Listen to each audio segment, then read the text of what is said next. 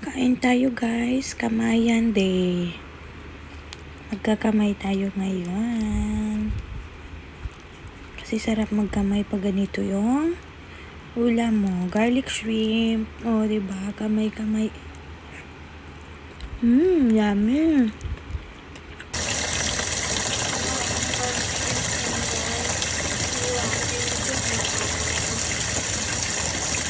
Ayan guys, natapos ko na siyang hiwain. Yung likod niya. Lulutuin na natin na yun.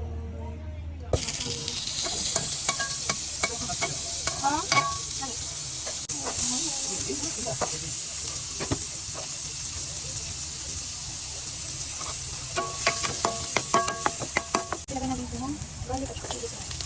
Ilagay natin ito ng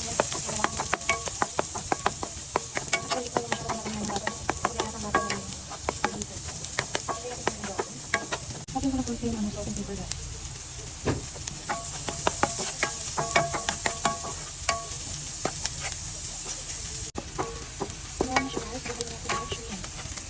Ito na yung shrimp. Ilagay natin isa-isa dyan.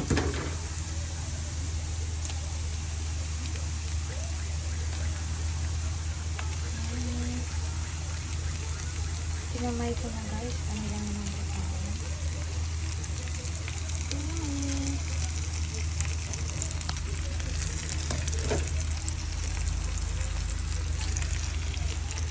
Guys, nalagay ko na siya lahat. Lutuin na natin. Lagyan natin ito sa salt and pepper. Para masarap siya.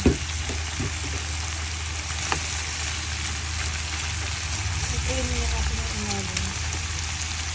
Luto na guys. Ayan, luto natin. Luto na. Ang dali na lang siyang kain kasi basta na lang. Luto na. Luto na siya. Kain time. Luto na ang ating hipon. Ngali na lang siyang balatan kasi nakabupan. Parang bulaklak siya. Luto na yung hipon guys. Kain tayo. Ayan, natanggal na yung ibang laman. Pero mas okay yun kasi hindi ko nahimay yun, diba? Kasi si Habi, himayan ko pa siya kasi ayaw niya to. Kaya himayan ko siya.